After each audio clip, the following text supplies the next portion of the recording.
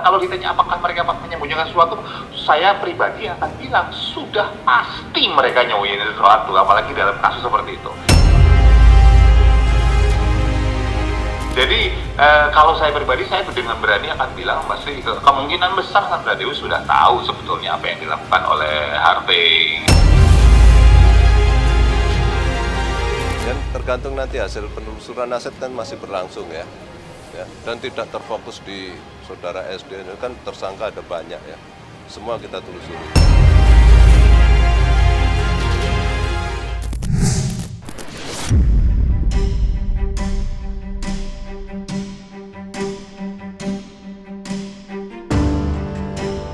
Setelah seminggu menghilang tak terlihat batang hidungnya, kemarin Sandra Dewi akhirnya muncul di hadapan publik, memenuhi undangan Kejaksaan Agung untuk dilakukan pemeriksaan terkait kasus mega korupsi tata niaga komoditas timah yang menyeret suaminya Harvey Mois.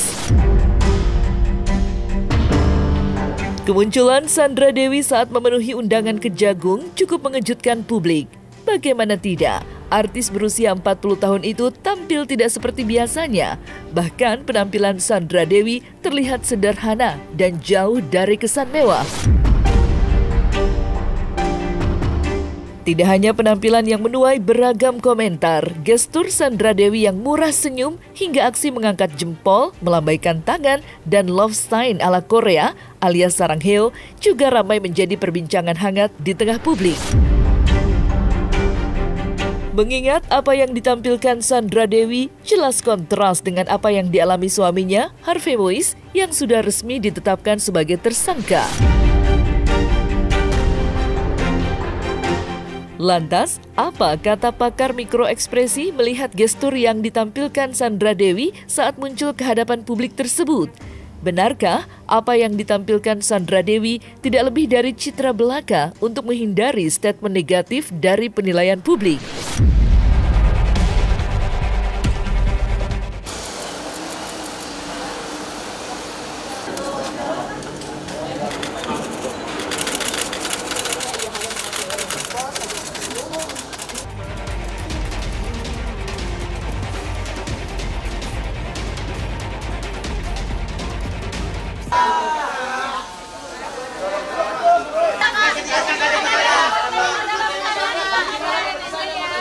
Enggak, gini buat saya banyak sekali para public figure segala macam gitu ya, yang dia itu tanda petik merendah untuk meninggikan mutu istilahnya gitu loh. Ya, buat saya cara dia bicara bahwa mohon doanya itu hanya sebuah otomatis aja keluar bahwa itu kata-kata yang harus diucapkan, harus dikeluarkan kalau mau tidak terlalu dihujat oleh netizen. Akan ada netizen-netizen yang merasa bahwa ini kan kasihan segala macam, yang mereka nggak bisa berpikir bahwa kasihannya mereka itu sebetulnya nggak sebanding dengan kejahatan yang dilakukan oleh mereka. Dan ya kalau kita bicara bahwa bagaimana gestur yang ditampilkan oleh Sandra Dewi, buat saya dia ya terlihat santai sih. Itu kan satu yang kalau kita lihat dari jauh tuh dia senyum gitu ya, masuk gitu. Saya tidak melihat ada sebuah penanda bahwa dia kelihatan jalannya gugup atau dia kemudian diskusi kanan kiri depan belakang atas bawah gitu dengan sekelilingnya. Tapi itu bisa jadi berarti bahwa dia itu mungkin dia memang tidak mau nunjukin bahwa dia tegang, dia kalut, dia khawatir atau semacamnya. Dia punya waktu untuk dengan timnya, dengan kelompoknya, dengan kuasa hukumnya untuk diskusi sebelumnya. Jadi buat saya tampilan yang ditampilkan oleh Sandra Dewi terlihat natural. Sekali lagi, terlihat natural itu bukan berarti bahwa dia pasti nggak bersalah atau bersalah ya. Tetapi bahwa itu bisa jadi memang salah satunya lebih mudah karena Sandra Dewi kan juga seorang public figure, bukan orang baru dalam hal itu. Jadi lebih bisa jaga wajah, jaga perilaku. Itu sih yang ditampilkan. Gini loh, orang-orang yang sudah biasa di depan kamera, sudah biasa dalam dunia publik gitu ya, entertainment apalagi, itu bukan orang-orang yang katakanlah sulit untuk menyembunyikan ekspresi mereka. Mereka sudah, apakah mereka tadinya pemain sinetron kah, film kah, apakah kemudian dia model semacamnya, itu orang-orang yang biasa untuk tetap tampil tampil senyum misalnya, walaupun hati mereka lagi berantakan misalnya, atau lagi takut, lagi kalut dan sebagainya. Jadi hanya penampilan sekilas tidak bisa kita jadikan patokan untuk bisa menilai apakah mereka kalut apa enggak. Kalau ditanya apakah mereka menyembunyikan sesuatu, saya pribadi akan bilang sudah pasti mereka nyembunyikan sesuatu, apalagi dalam kasus seperti itu.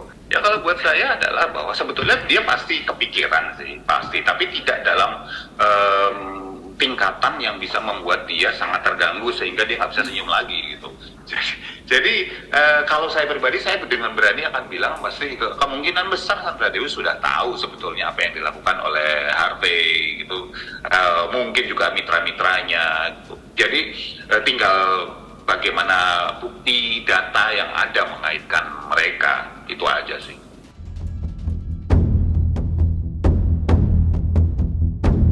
Pemeriksaan terhadap Sandra Dewi oleh penyidik Kejaksaan Agung perlahan namun pasti menjawab rasa penasaran publik yang saat ini diliputi berbagai tanya, mulai dari potensi menjadi tersangka hingga penyitaan aset barang berharga miliknya seperti rumah mewah, jet pribadi, hingga usaha berlian miliknya.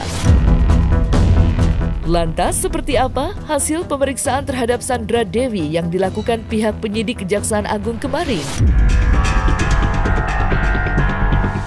Ya, hari ini kita lakukan pemanggilan terhadap saksi SD dalam rangka untuk meneliti terhadap beberapa rekening yang telah kita blokir tempo hari dalam rangka untuk memilah ya mana yang diduga ada kaitannya dengan tindak pidana yang diduga dilakukan oleh saudara HM dan mana yang tidak terkait, sehingga diharapkan kita tidak melakukan tindakan kesalahan dalam penyitaan, hanya sekedar untuk memilah dan memilih saja ya. Itu mungkin urgensinya hanya sebatas itu. Ya, semua masih dalam penelitian semua ya. Semua masih berproses dan kita tunggulah. Kita hanya sebatas untuk meneliti apakah rekening yang telah kita blokir ada kaitannya atau tidak. Nanti kita lihatlah ya, kita masih menelusuri ya. Dan tergantung nanti hasil penelusuran aset kan masih berlangsung ya. Dan tidak terfokus di saudara SD, kan tersangka ada banyak ya. Semua kita telusuri. Dari jumlah yang kemarin kita ketahui semua sudah 172 saksi, 16 tersangka, dan akan terus upaya-upaya pemeriksaan itu akan kami lakukan secara intensif. Kemungkinan iya, kemungkinan. Maka dari itu tunggu aja, ya. Karena dari Medan itu kemungkinan pelurunya iya. Kalau misalnya di kalangan artis ada ya mungkin lihat aja nanti. Ya itu semua kepentingannya penyidiknya. Jadi gini dulu, Bang, kita harus lihat mens rea dan actus reus. Mens rea itu adakah niat jahat daripada balik lagi si Harvey Muiz ini, ada peristiwakah pidananya. Itu pertama. Yang kedua, kita harus juga melihat apakah aliran dana yang diberikan dari Harvey Muiz ini kepada rekening-rekening, apakah itu ke istri atau ke keluarga, itu berasal dari hasil daripada perbuatan melawan hukum. Jadi kalau nanti hasilnya dari perbuatan melawan hukum itu disalurkan kepada pos-pos yang tadi, ya berarti itu adalah hasilnya perbuatan melawan hukum juga, gitu kan? Makanya kita lihat aliran dananya. Nah, itu mesti dicek mendalam. Oke, yang ketiga, istri bisa terjerat juga apa tidak? Pasti bisa. Kalau memang dapat dibuktikan. Enggak selama aliran dana itu ada, berbentuk barang berwujud dan tidak berwujud, selama sumbernya dari yang tadi, itu yang dari yang perbuatan melawan hukum, itu pasti bisa. Tidak ada batasan kategori gitu posisinya. Itu pertama. Lalu harus dipastikan juga si istri ini apakah ada perjanjian pranikah. Itu juga harus ada, itu dicek juga. Karena balik lagi, kalau sudah ada perjanjian pranikah itu terpisah kan harta istri dan harta suami gitu kan. Dan balik lagi, follow the money, ikutin nih. Saat itu membeli aset itu pakai transaksinya uangnya dari mana. Itu kan bisa ditelisik dari rekening bank, ditelisik dari apakah pajak, dari SPT badan, SPT perusahaan, saham ataupun perorangan, itu bisa ditelisik gitu. Jadi bukan barang yang tanda kutip susah gitu untuk ditelisik alirannya. apakah istri dari diduga tersangka ini bisa menjadi tersangka? Jawabannya adalah bisa. Ini sesuai dengan pasal 55 ayat 1 Kitab Undang-Undang Hukum Pidana.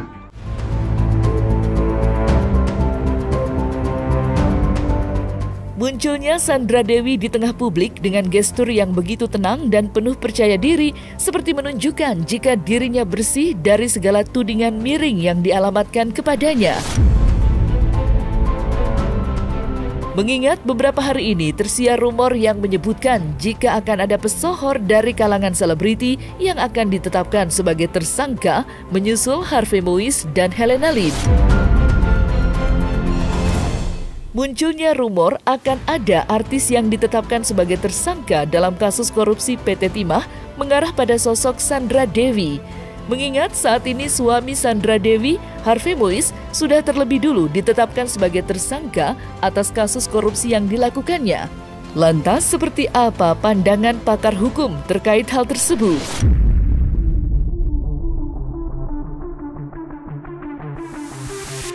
C itu dan S serta SD ya. Nah itu kecenderungan di arah situ. Semoga itu bisa dibuktikan dan kami yakin Kejaksaan Agung tidak rentan untuk berhenti. Nah, katanya dari Kejaksaan Agung ada informasi ada pesohor juga yang akan ditetapkan sebagai tersangka. Untuk itu kepada pesohor-pesohor, selebriti dan atau orang-orang yang disebut kategori publik, siap-siap aja yang terkonsolidasi atau terkontaminasi atau teraliri uang-uang ini. Uangnya kan kalau nggak salah dari 270-an triliun itu kalau 10% aja real fakta kerugian negara berarti ada 30-an triliun uang beredar selama 8 tahun ini. Kami yakin bahwa pesohor dan atau seleb-seleb itu yang mengendorse kegiatan dari Helena Lim, Muiz dan lain-lain itu akan dipanggil. Kepada Jaksa Agung jangan takut lagi. Ini pencuri Pak Jaksa Agung, jangan takut terhadap backing pencuri. Tapi menurut kami terkonsolidasi itu uang itu. Kan uang ini besar. Nggak mungkin hanya dengan seperti membagikan sedekah yang jumlahnya 500.000 kan. Nggak mungkin sebatas itu. Harapan kita Kejaksaan Agung bisa menyentuh dan tidak takut. Serta yang paling penting adalah Pak Jaksa Agung tolong buktikan dari puluhan perusahaan ini, perusahaannya bersalah. Karena saya tidak mengetahui sejauh mana perannya. Tapi yang saya sayangkan dari orang-orang artis Indonesia ini, berhambur-hamburan uangnya di mana-mana. Terkesan kalau artis itu uangnya melimpah gitu loh. Taunya korupsi kan gitu, itu yang tidak baik. Jadi tidak mendidik masyarakat gitu loh. Jadi selama ini kan orang melihat itu kan crazy rich, orang kaya luar biasa, beli Fortuner, beli mobil, beli ini Rolls Royce, beli pesawat segala macam gitu loh. Wah ini kaya raya banget gitu loh. Tak tahu cuman bintang film berapa sih gajinya? Kan kita bisa tahu melalui pendekatan berapa per jam atau berapa per hari gitu loh. Apa per episode? Apakah mungkin sampai sekaya itu? Kenapa tidak kaya yang lain gitu kan? Nah ternyata hasilnya adalah hasil korupsi kan gitu. Jadi tidak mendidik masyarakat. Itulah sebabnya saya katakan itu masyarakat itu harus dididik. Yang mendidik siapa? Artis dan bintang film itu. Karena artis dan bintang film itu ketika dipajang adalah panutan. Apa yang dilakukan artis dan bintang film itu adalah dicontoh oleh masyarakat. Sesungguhnya pencuri tetapi membungkus dirinya menjadi orang-orang yang baik, sopan, sufi dan seperti orang berhasil gitu. Ini adalah pemutarbalikan logika-logika moral di tengah-tengah bangsa bahwa berhasil itu adalah materi.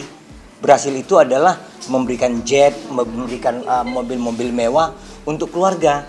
Ini sudah memutarbalikkan nilai-nilai moral. Kita harus lawan itu.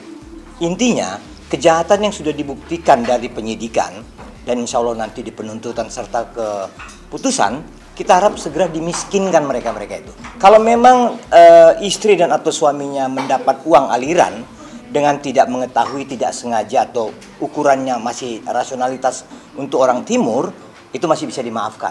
Tapi kalau sudah dapat 5 tahun berturut-turut jumlahnya menjadi ratusan miliar, itu kan tidak rasional.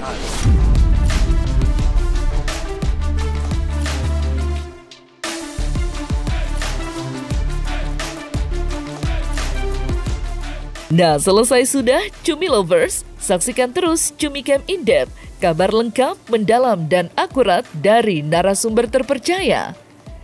Dan jangan lupa untuk like, subscribe, dan juga share channel YouTube Cumi Cumi.